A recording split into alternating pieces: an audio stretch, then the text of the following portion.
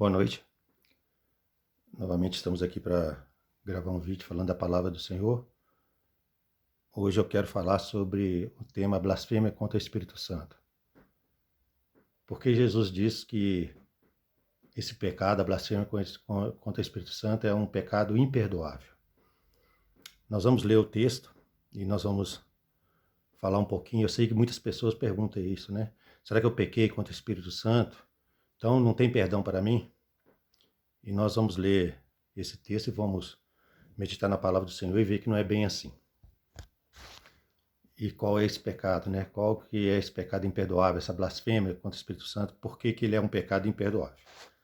A Bíblia responde a todos os nossos questionamentos, né? Então vamos meditar na palavra do Senhor e tentar responder essa pergunta, né? De muitos, que é blasfêmia contra o Espírito Santo e por que esse pecado é imperdoável. O texto está lá em Mateus capítulo 12. Eu vou ler o versículo 31 e 32 primeiro. Diz assim: Portanto eu vos digo, palavras de Jesus, todo pecado e blasfêmia se perdoará aos homens, mas a blasfêmia contra o Espírito Santo não será perdoada aos homens. E se qualquer pessoa disser alguma palavra contra o Filho do Homem, ser-lhe-á perdoado. Mas, se alguém falar contra o Espírito Santo, não lhe será perdoado, nem nesse século e nem no futuro. Para a gente entender as palavras de Jesus, essa palavra proferida por Jesus, vamos ver o contexto, vamos ler nos versículos anteriores, né? Por que Jesus proferiu essa sentença tão dura e para quem? Foi para os fariseus, né? E a gente vai ver que Jesus proferiu essas palavras duras para esses homens que eram religiosos. No versículo do mesmo capítulo, no versículo 22, e esse é o contexto. Por que Jesus proferiu essas palavras, está escrito assim: trouxeram então um endemoniado, cego e mudo, e ele o curou, de modo que o mudo falava e ouvia. Então havia uma pessoa possessa por um demônio que colocou ele cego e mudo. E a Bíblia diz que Jesus o curou, e esse endemoniado logo ele passou a falar e passou a ver. Versículo 23 diz assim: E toda a multidão maravilhada dizia: É este, porventura, o filho de Davi? Ou seja, é esse, porventura, o Messias? Quando você vê essa expressão no Novo Testamento, é filho de Davi, os judeus entendiam que estaria, quando alguém falasse essa palavra, se referisse a essa frase, alguém, o filho de Davi, estava dizendo que esse homem que estava aqui na terra era o Messias, porque o Messias seria da descendência de Davi. Mas os fariseus ouvindo isso, então os religiosos ouvindo o que o povo dizia, ele é esse o Messias, olha o que os fariseus disseram.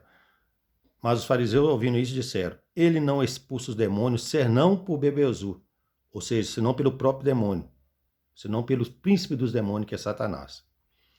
Então esse é o contexto, né, que Jesus proferiu essas palavras duras para aqueles fariseus, que todo pecado será perdoado, mas a blasfêmia contra o Espírito Santo não.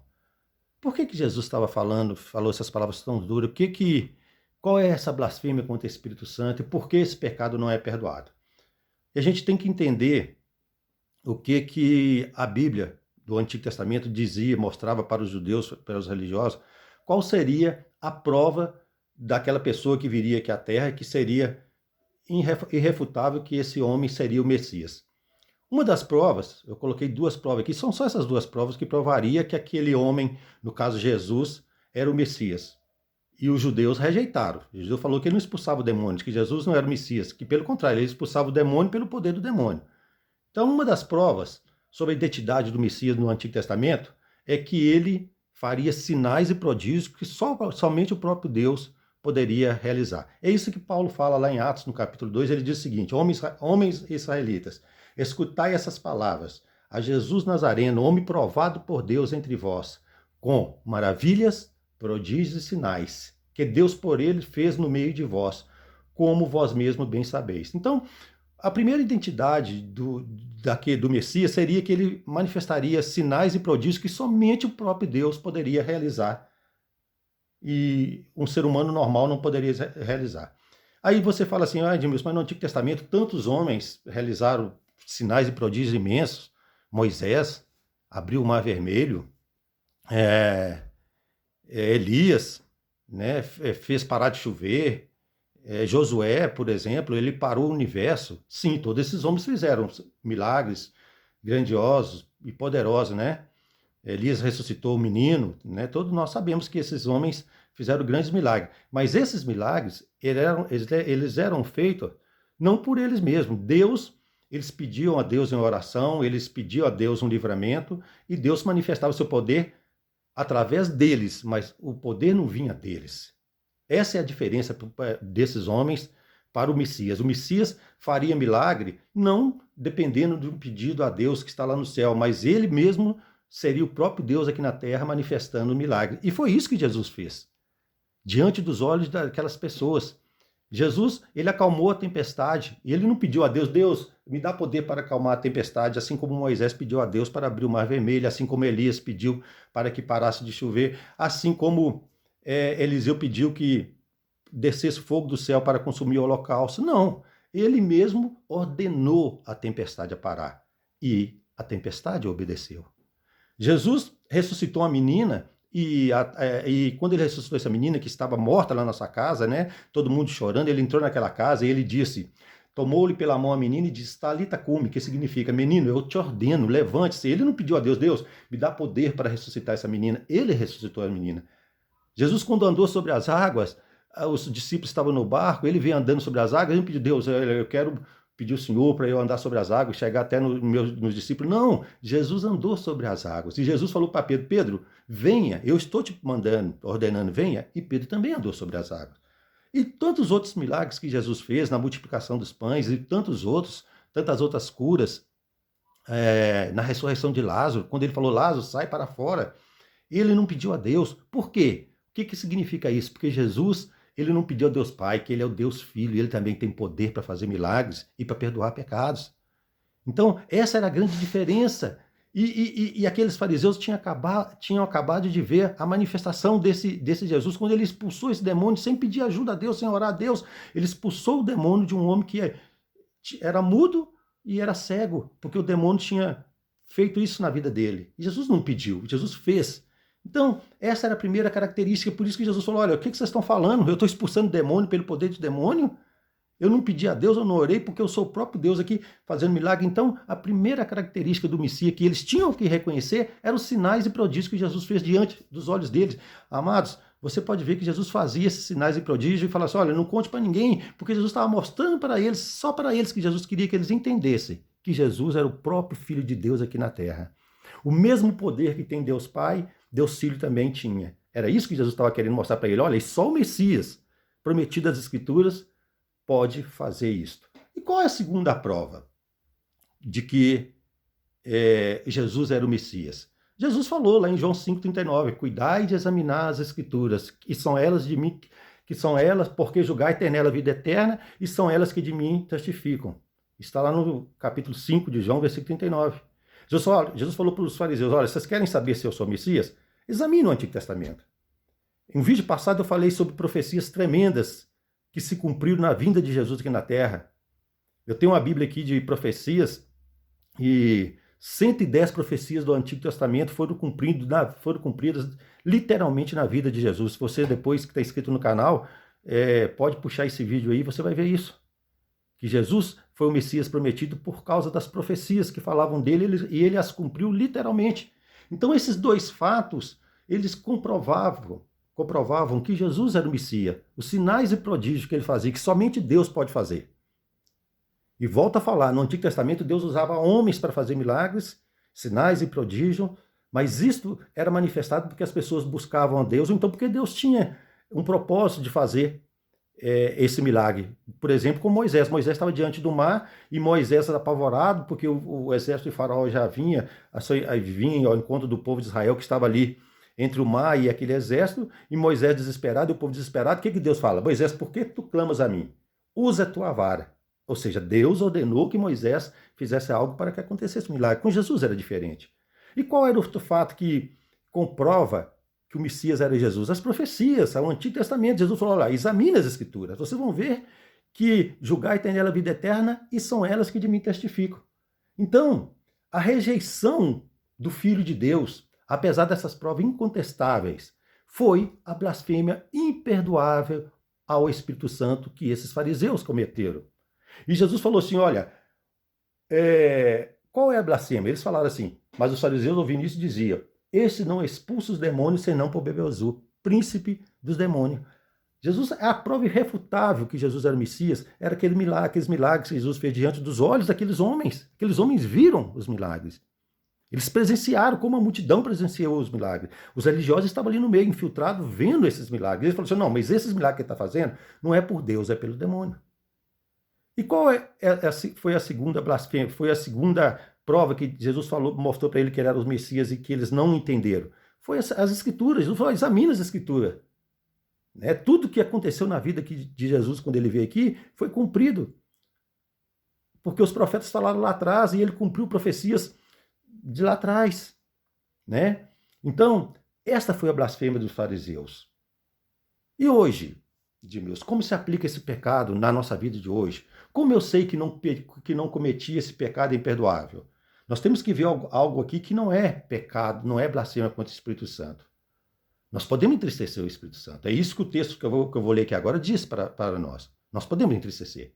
Nós temos o Espírito Santo, mas ele é a terceira pessoa da Trindade, e nós podemos entristecer essa terceira pessoa da Trindade. Olha o que Paulo diz lá para a igreja de Efésios, da cidade de Efésios, quando ele diz assim, Efésios capítulo 4, versículo 29 e 31, não sai da vossa boca nenhuma palavra torpe, mas só a que for boa para promover a edificação, para que dê graças aos que a ouvem, e não entristeçais o Espírito Santo de Deus, toda amargura, ira e cólera, e gritaria, e blasfêmia, e toda malícia seja tirada de dentro de vós.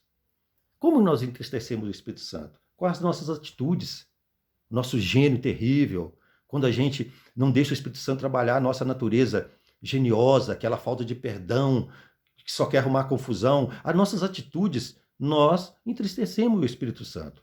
Como a gente entristece também o Espírito Santo? Com nossos pecados. Quando você cai na fé, quando você adultera, quando você mente, quando você comete algum pecado da sua carne, E às vezes nós cometemos, nós não somos perfeitos. Nós entristecemos o Espírito Santo. Paulo, o apóstolo João, na sua primeira carta, ele diz, se dissermos que não temos pecado, enganamos a nós mesmos e não há verdade em nós. Então, o que João está querendo dizer? Que algumas vezes nós vamos cometer algum pecado. Não precisa ser grave, que nós vamos entristecer o Espírito Santo, porque nós somos pecadores, mas aí João continua no versículo 9, mas se nós confessarmos nossos pecados, ele é fiel e justo. Quem é fiel e justo para nos perdoar de todos os pecados? Jesus. E quando a gente erra e reconhece que errou e pede perdão através de Jesus para o Pai, o Espírito Santo fica alegre novamente. Então, essas são as formas que nós entristecemos o Espírito Santo, mas isto não é um pecado imperdoável. Aliás, pecado que nós cometemos dessa forma, ou seja, pelo nosso gênio, ou pelo um pecado que nós cometemos na nossa carne, não existe para Deus pecado imperdoável. Olha o que Isaías diz no primeiro capítulo de Isaías. Ele diz assim, vinde, pois, e arrazoemos, diz o Senhor. Ainda que nossos pecados, que vossos pecados, isso é Deus falando para o povo de Israel, está falando conosco hoje, com a igreja, ainda que os vossos pecados são como escarlata, ou seja, são vermelhos, eles se tornarão brancos como a neve. Ainda que eles são vermelhos como o carmesim, eles tornar-se-ão branco como a lã. O que essa palavra está dizendo para mim e para você? Não existe pecado imperdoável para Deus que nós possamos cometer, a não ser a blasfêmia com o Espírito Santo. Mas qualquer pecado, por mais terrível que ele tenha sido, que alguma pessoa tenha cometido, e aí você pode imaginar a maior atrocidade de alguém, se ele genuinamente se arrepender e pedir perdão, o sangue de Jesus nos purifica de todo o pecado. Claro que nossos pecados entristecem o Espírito Santo. Claro que as nossas atitudes entristecem o Espírito Santo de Deus. Mas todas essas coisas são pecados perdoados, que Deus pode perdoar. Qual é o pecado imperdoável, então? Edmilson, mas então, naquela época, os judeus só que cometeram aquele pecado, nós não somos capazes de cometer esse pecado imperdoável, blasfêmia contra o Espírito Santo? Não. Podemos sim. Jesus, quando ele estava próximo da sua partida, ele sabia que daí a pouco ele ia morrer naquela cruz, que ele ia ressuscitar, que ele ia cumprir aquilo aqui foi proposto a ele, a segunda pessoa da Trindade, vir aqui na terra, entregar sua vida, morrer naquela cruz, mas vencer a morte, ressuscitar está à direita do Pai, Jesus falou, olha, eu vou para o Pai, mas não vos deixarei órfãos. E aí ele começa a falar da pessoa do Espírito Santo, ali em João 14, em João 15, ele para de falar um pouquinho, mas no capítulo 16 ele volta a falar sobre o Espírito Santo, sobre a obra que o Espírito Santo tem hoje aqui no planeta Terra. Ele diz no capítulo 14, eu vou para o Pai, não vos deixarei órfãos. Enviarei para vós o Consolador. E no capítulo 16 ele fala a obra que o Espírito Santo tem para fazer hoje, faz hoje aqui na Terra. Ele diz assim, no capítulo 16, do versículo 8 ao 11, quando vier, está falando do Espírito Santo, Jesus, ele convencerá o mundo do pecado, da justiça e do juízo. Do pecado, porque não crê em mim. Da justiça, porque vou para meu Pai e não me verei mais. E do juízo, porque já o príncipe desse mundo está julgado. Então, qual é a função do Espírito Santo hoje? Convencer o homem do pecado, da justiça e do juízo. Ele convence o homem que Jesus morreu pelo nosso pecado. Ele convence o homem que, com essa morte, ele nos justificou e que nos livra do juízo. Esta é a obra do Espírito Santo. Ele convence que Jesus nos liberta do pecado, que Jesus nos justifica e que Jesus nos livra do juízo. E ele continua, lá no mesmo capítulo 16, agora no versículo 3, ele diz o seguinte, ele, quando ele vier, porém, aquele Espírito de verdade, ele nos guiará a toda a verdade. É o Espírito Santo que mostra que essa palavra que eu estou dizendo aqui é a verdade de Deus. Porque não falará por si mesmo, mas dirá o que tiver ouvido e vos anunciará as coisas vindouras. E Jesus conclui no versículo 14, ele me glorificará, porque receberá do que é meu e vou-lo anunciará. Essa é a obra do Espírito Santo. E como nós cometemos, um ser humano pode cometer a blasfêmia contra o Espírito Santo? Quando a pessoa rejeita esse evangelho.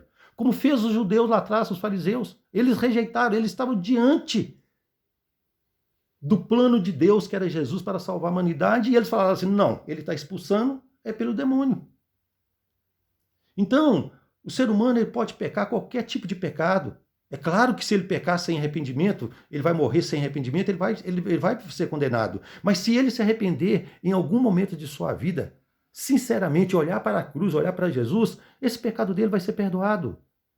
Ele pode, Edmilson, mas ele fez atrocidade. Muitas pessoas falam assim, mas depois que a pessoa matou, estrupou, ele aceitou Jesus, tudo bem, ele vai pagar pela lei dos homens. Mas para Deus ele está salvo, porque o sangue de Jesus é poderoso para nos perdoar de todo e qualquer pecado.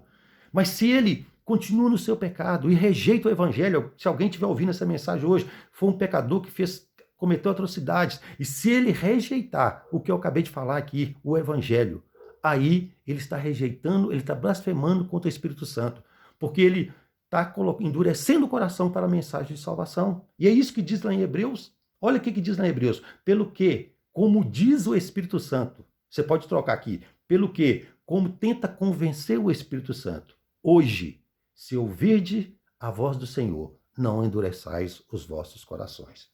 Essa é a blasfêmia com o Espírito Santo. Quando você ouve, quando alguém ouve o Evangelho, mostra que só tem um caminho para nós sermos salvos. Jesus Cristo, que Ele é o caminho, a verdade e a vida. Que Ele é um homem que nasceu numa manjedoura, sem ter sido num berço de pessoas ricas, pessoa famosa, não tinha ninguém famoso ao seu lado. Ele mudou a história da humanidade. O menino que não tinha aparência, filho de pais que não tinham nenhuma influência na sociedade. Ele mudou a história do mundo, ele ressuscitou. Os seus milagres ainda acontecem hoje no nosso dia. A sua obra de salvação continua salvando milhões e milhões e milhões e milhões de pessoas durante eras. Ele é o Filho de Deus, somente Deus poderia fazer isto. O que Jesus fez, mudou a história do mundo. Sem nenhuma... Não tinha ninguém ao seu lado, a não ser simples pescadores. E quando alguém rejeita essa verdade, endurece o seu coração, como diz o texto aqui, pelo que, como diz o Espírito Santo, hoje, se ouvirdes a sua voz, não endureçais os vossos corações. E pessoas têm blasfemado contra o Espírito Santo, quando diz assim, eu tenho a minha religião, eu não preciso de mudar. Não, você não precisa mudar de religião, você precisa aceitar a única religião que salva, que é Jesus Cristo. Essa é a blasfêmia contra o Espírito Santo. A salvação, ela não depende de você frequentar a religião, ela depende de duas coisas no texto que nós vamos ler aqui. É um texto que eu gosto muito, está lá escrito no livro de Efésios, capítulo 1, versículo 13, diz assim, em que também vós, depois que ouviste a palavra da verdade, o evangelho da vossa salvação, tendo nele também Cristo, crido, foste selado com o Santo Espírito da promessa. O que precisamos para ser salvo? Ouvir e crer. E não endurecer o coração. É a mesma blasfêmia que os fariseus cometeram lá há 2000 anos atrás, é que muitos têm cometido. É pecador, mas o pecado pode ser perdoado. Mas não abre o coração para a voz do Espírito Santo quando ouve uma palavra, alguém pregando. A mensagem de salvação é simples. Eu fui salvo com uma forma simples. Minha mãe falava com meu filho, eu não estou falando com você para seguir religião, eu estou falando com você, aceite Jesus como o único suficiente salvador da sua vida. Ele é o único que pode salvar. Olha que mensagem simples. Esse é o evangelho da nossa salvação. Depois você vai aprender mais na Bíblia, para crescer na fé, para crescer no conhecimento. Mas o início da sua salvação não precisa você decorar a Bíblia. O ladrão que morreu ali, ao lado de Jesus e foi salvo, ele não teve tempo nem de ler a Bíblia, de ler as Escrituras. Ele não teve tempo de ler as profecias. Ele não teve tempo de ver os sinais e prodígios de Jesus. Ele só olhou para Jesus e falou assim, cara, lembre-se de mim hoje, quando você estiver no paraíso. Somente isto. Amados, a salvação é simples. A gente lê a Bíblia, a gente estuda a Bíblia para crescer na fé, porque a fé vem pelo ouvir a palavra de Deus, mas a salvação é simples, e quantas pessoas têm rejeitado essa simplicidade e assim têm cometido o pecado daqueles fariseus, a blasfêmia contra o Espírito Santo. Porque o Espírito Santo, como nós lemos lá atrás, ele não veio falar dele mesmo. Ele não veio ser um novo herói. O herói é a segunda pessoa da Trindade, Jesus Cristo. Ele fala assim, e nós acabamos de ler que Jesus fala assim, ele me glorificará. O que o Espírito Santo quer fazer? Glorificar Jesus. Quando ele fala no seu coração e você abre o seu coração, é mais uma glorificação que a obra de que Jesus fez aqui na terra, que Jesus tem lá na glória. Então muita gente fica perguntando, meu pecado é imperdoável? Não, lá em 1 João fala que se o nosso coração nos condena, isso é bom. Se você está sentindo um peso, fala, será que eu peguei com o Espírito Santo? Só de você estar falando isto. É porque você pode ser salvo e vai ser salvo, porque você está tendo uma sede de Deus. A pessoa que blasfema contra o Espírito Santo, ele fala assim, não, que esse negócio de Jesus não vale para nada, Jesus é mais um mito, é mais um herói. Você está entendendo a diferença? Se você está com dúvida, se você blasfemou com o Espírito Santo, é sinal que você não blasfemou. É isso que diz em 1 João. Se nosso coração nos condena, saiba que Deus não te condena. É isso que diz lá. Se nosso coração está pesado por algum pecado, alguma mágoa que nós podemos tirar, saiba que Deus quer tratar com isso. E isso não é um pecado imperdoável. Isso é uma ferida que teve na sua alma. E você pode alcançar perdão, porque todo pecado pode ser perdoado, menos a blasfêmia contra o Espírito Santo, que é rejeitar o plano de Deus. Então é essa a mensagem dessa noite. Eu tenho certeza que esta é a resposta para a pergunta de muitas pessoas. O que é blasfêmia com o Espírito Santo? Meu pecado é imperdoável? Quando você pergunta isso, meu amigo, é porque o seu pecado é perdoado. Ele já foi perdoado lá na cruz. Não tenha medo. O meu pecado foi perdoado. E eu não blasfemo contra o Espírito Santo porque eu não rejeito essa palavra de salvação. Eu não sigo uma religião, eu sigo aquele que pode me salvar, que é Jesus. É claro que você tem que frequentar uma igreja, que você tem que ter comunhão, porque no livro de Hebreus está escrito isso, não deixeis de congregar. É aí que você tem comunhão com os irmãos, com as irmãs, com as pessoas da sua igreja. Mas a salvação é somente através de Jesus Cristo. Espero que eu tenha respondido a muitos essa pergunta, o que é a blasfêmia contra o Espírito Santo. Inscreva-se no canal, torne-se um membro do canal, vai ouvir as outras mensagens, que você vai ver muitas coisas, vai ouvir e ver muitas coisas que vão edificar a sua fé. O único propósito deste canal é trazer a palavra do Senhor. Não é defender uma placa de religião, é defender o evangelho, que é poder de Deus e que salva todo ser humano. Fique com Deus, até a próxima. Deixe seu like aí também e que Deus te abençoe. Fique com Deus.